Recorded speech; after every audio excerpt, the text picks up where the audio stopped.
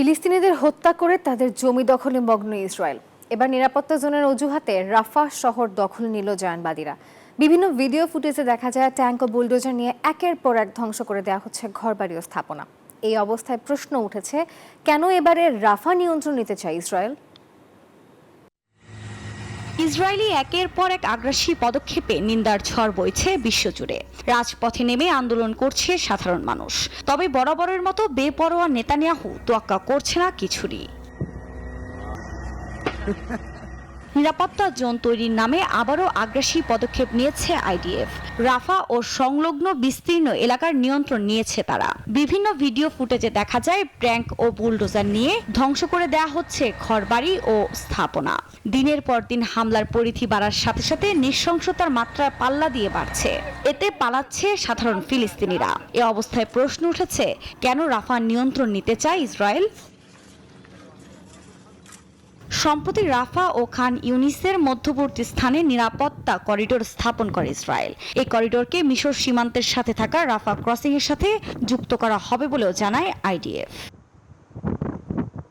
অবরুদ্ধ ফিলিস্তিনিরা আশ্রয় নিতে অন্য দেশে যেমন যেতে পারবেন না, তেমনি ত্রাণ প্রবেশ বন্ধ করায় না খেয়ে তিলে তিলে এই ভূখণ্ডেই মরতে হবে তাদের। ফলে গাজা নিয়ন্ত্রণে নেয়ার পথ আরও প্রশস্ত হবে নেতানিয়াহুর জন্য। ইসরায়েলের এমন নীল নকশা জাতিগত নিধনের শামিল বলছেন অনেকে। এরই মধ্যে ইসরায়েলি প্রতিরক্ষা মন্ত্রী ধীরে ধীরে পুরো গাজাকেই কবজা করার হুঁশিয়ারি দিয়েছেন। গণমাধ্যমের তথ্য বিশ্লেষণ করলে দেখা যায়, পুরো গাজাকে নিজেদের করে নিতে মধ্যযুগীয় কৌশলে রাফাকে অবরুদ্ধ করেছে ইসরায়েল। এতে তিলে তিলে শেষ হচ্ছে একটি জাতি। আফরিন মৌ, নিউজ 24। রাজধানীর ঐতিহাসিক সোহরাওয়ার্দী উদ্যানে ফিলিস্তিনিদের জন্য পালিত হয়েছে মার্চ ফর গাজা কর্মসূচি। ঢাকার এই কর্মসূচি স্থান পেয়েছে বিভিন্ন আন্তর্জাতিক গণমাধ্যমে। মার্কিন বার্তা সংস্থা এপি, ওয়াশিংটন পোস্ট এবং ইসরায়েলি সংবাদ মাধ্যম টাইমস অফ ইসরায়েল সহ বিভিন্ন গণমাধ্যম প্রকাশ করেছে এই কর্মসূচির খবর। বাংলাদেশের রাজধানীতে ইসরায়েলের বিরুদ্ধে লাখো মানুষের বিক্ষোভ শীর্ষক শিরোনাম করা হয়েছে এপির প্রতিবেদনে। আরব নিউজ তাদের প্রতিবেদনে দাবি করেছে, ঢাকায় এই সমাবেশে উপস্থিত ছিলেন প্রায় 10 লাখ মানুষ, যা বাংলাদেশের ইতিহাসে ফিলিস্তিনের প্রতি সবচেয়ে বড় সমর্থন সূচক প্রতিবাদ। ইসরায়েলের সংবাদ মাধ্যম টাইমস অফ ইসরায়েলও এই কর্মসূচি নিয়ে সংবাদ প্রকাশ করেছে। গাজা যুদ্ধের প্রতিবাদে ঢাকায় লাখো মানুষের বিক্ষোভ, নেতানিয়াহু ও মিত্রদের ভাবমূর্তি ক্ষুণ্ণ, এই শীর্ষক শিরোনামে প্রতিবেদন করেছে তারা।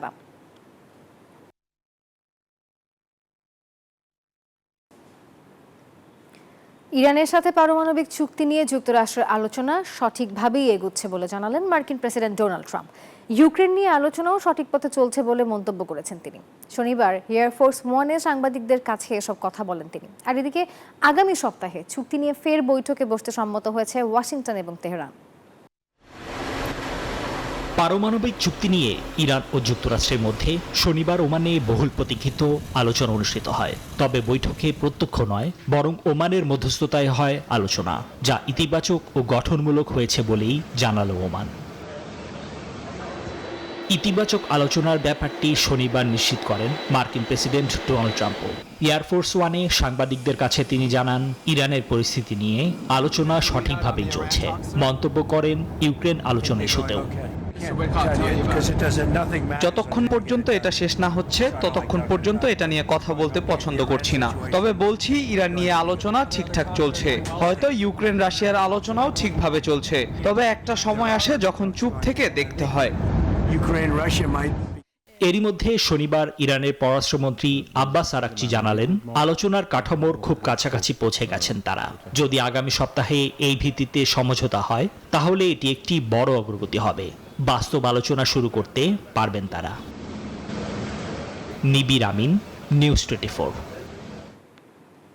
সম্প্রতি বিভিন্ন দেশের উপর মার্কিন প্রেসিডেন্ট ডোনাল্ড ট্রাম্প যে পাল্টা শুল্ক আরোপ করেছেন, তা স্মার্টফোন, কম্পিউটার সহ অন্যান্য ইলেকট্রনিক পণ্যের ক্ষেত্রে প্রযোজ্য হবে না। চীন থেকে আমদানি করা এসব পণ্যেও কার্যকর হবে না ট্রাম্পের নতুন শুল্ক। শুক্রবার এক বিজ্ঞপ্তিতে স্মার্টফোন ও কম্পিউটারের ওপর নতুন শুল্ক কার্যকর না হওয়ার কথা জানিয়েছে মার্কিন কেন্দ্রীয় সংস্থা কাস্টমস অ্যান্ড বর্ডার পেট্রোল। বিজ্ঞপ্তিতে বলা হয়, বিশ্বের অধিকাংশ দেশের উপর আরোপিত 10% শুল্ক ইলেকট্রনিক পণ্যে কার্যকর করা হবে না। চীন থেকে আমদানি করা পণ্যে যে উচ্চ শুল্ক আরোপ করা হয়েছে, তা ও ইলেকট্রনিক পণ্যের ক্ষেত্রে প্রযোজ্য হচ্ছে না। আর যেসব পণ্যে নতুন করে শুল্ক কার্যকর হবে না সেগুলোর মধ্যে রয়েছে semiconductor, solar cell, memory card সহ নানা ধরনের ইলেকট্রনিক যন্ত্র ও উপাদান। সুদানে আধা সামরিক বাহিনীর র্যাপিড সাপোর্ট ফোর্সেসের দুদিনের হামলায় শতাধিক মানুষ নিহত হয়েছে। জাতিসংঘের এক প্রতিবেদনের বরাতে তথ্য দিয়েছে আল জাজিরা। সংবাদ মাধ্যমটি জানায়, দারফুর অঞ্চলে দুর্ভিক্ষ পীড়িত বাস্তুচ্যুত লোকজনের উপর হামলায় ২০ শিশু এবং ৯ জন সাহায্যকর্মী সহ শতাধিক মানুষ প্রাণ হারিয়েছে। সুদানে জাতিসংঘের আবাসিক এবং মানবিক সমন্বয়কারী এক বিবৃতিতে বলেছেন, জমজম, আবু শৌক শিবির এবং উত্তর দারফুর প্রদেশের প্রাদেশিক রাজধানী এল ফাশারের কাছে আক্রমণ শুরু করেছে আরএসএফ এবং মিত্র মিলিশিয়ারা। জাতিসংঘের পরিসংখ্যান অনুযায়ী জমজম এবং আবু শৌক শিবিরে আশ্রয় নিয়েছে ৭ লাখের বেশি মানুষ। এসব মানুষ দারফুর অঞ্চলের লড়াইয়ের কারণে তাদের বাড়িঘর ছেড়ে পালাতে বাধ্য হয়েছিল। সাবেক প্রধানমন্ত্রী শেখ হাসিনার বোনের মেয়ে টিউলিপ সিদ্দিকের বিরুদ্ধে গ্রেপ্তারি পরোয়ানা জারি করতে পারে বাংলাদেশের একটি আদালত। রবিবার ব্রিটিশ সংবাদ মাধ্যম ডেইলি মেলের প্রতিবেদনে জানানো হয়েছে এই তথ্য। আজ তার বিরুদ্ধে এই সংক্রান্ত মামলা পর্যালোচনা করবেন ঢাকার একটি আদালত। গেল সপ্তাহে ৪২ বছর বয়সী টিউলিপের বিরুদ্ধে এই মামলার চার্জশিট দেওয়া হয়। ডেইলি মেল জানিয়েছে, গ্রেপ্তারি পরোয়ানা জারি হলে এমপি থাকা অবস্থায় বিদেশি কোনো মামলায় পলাতক আসামি হিসেবে বিবেচিত হবেন টিউলিপ। আর এরপর বিচারের জন্য ব্রিটেনের কাছে তাকে ফেরত চাইতে পারে বাংলাদেশ। অস্ট্রেলিয়ার সিডনির ওয়ালি পার্কে বাঙালির প্রাণের বৈশাখী মেলা অনুষ্ঠিত হয়েছে। তাবু সঞ্জয়ের সার্বিক পরিচালনায় এবং উইমেন কাউন্সিল অস্ট্রেলিয়া ও গাংচিল মিউজিকের সহযোগিতায় এই মেলায় বিশেষ অতিথি ছিলেন অস্ট্রেলিয়ায় নিযুক্ত বাংলাদেশের নতুন high commissioner FM Borhan Uddin. আমি আজ সিডনিতে বাংলাদেশের দ্বারা আয়োজিত বৈশাখ উপলক্ষে যে মেলা, সেই মেলায় এসেছি। এটা ওয়ালি পার্ক। আমি অত্যন্ত খুশি হয়েছি এখানে এসে দেখে যে অস্ট্রেলিয়াতেও এক টুকরো বাংলাদেশ। এখানে বেশ কয়েক হাজার মানুষের অংশগ্রহণ, বিভিন্ন স্টল আছে, বাংলাদেশি খাবার, বাংলাদেশি কৃষ্টি কালচার এখানে সবাই তুলে ধরেছে। এখানকার স্থানীয় লোকজন আসছেন এবং আমাদের সংস্কৃতি সম্পর্কে অবহিত হচ্ছেন। সম্প্রতি সোথবিজ দুবাই আয়োজিত এক বিশেষ প্রদর্শনীতে পণ্ডিত ও সংগ্রাহক ফিলিপ গিলস রেনে মিসিলিয়ারের প্রায় অর্ধ শতাব্দী ধরে সংগৃহীত ইসলামী অস্ত্র ও বর্মের এক অসাধারণ সংগ্রহ তুলে ধরা হয়েছে। ঐতিহাসিক এবং শৈল্পিক দিক থেকে শিল্পরসিক, ইতিহাসবিদ ও সংগ্রাহকদের মধ্যে ব্যাপক আগ্রহের সৃষ্টি করেছে অত্যন্ত মূল্যবান এই সংগ্রহটি। সোথবিজ দুবাইতে সম্প্রতি একটি প্রদর্শনী অনুষ্ঠিত হলো, যেখানে পণ্ডিত ও সংগ্রাহক ফিলিপ গিলস রেনে মিসিলিয়ারের প্রায় 50 বছর ধরে সংগ্রহ করা ইসলামী অস্ত্র ও বর্ম প্রদর্শন করা হয়। প্রদর্শনীর কেন্দ্রবিন্দু ছিল পঞ্চম মোগল সম্রাট শাহজাহানের ওয়ার্ল্ড ক্যাপচারার সোর্ড।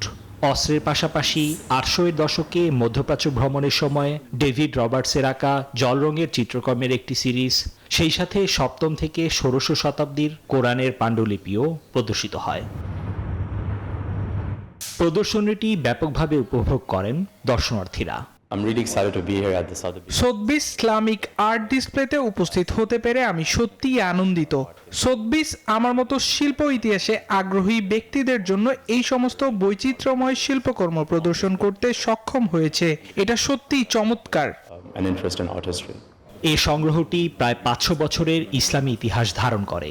পরে লন্ডনে নিলামে তোলার পরিকল্পনা রয়েছে।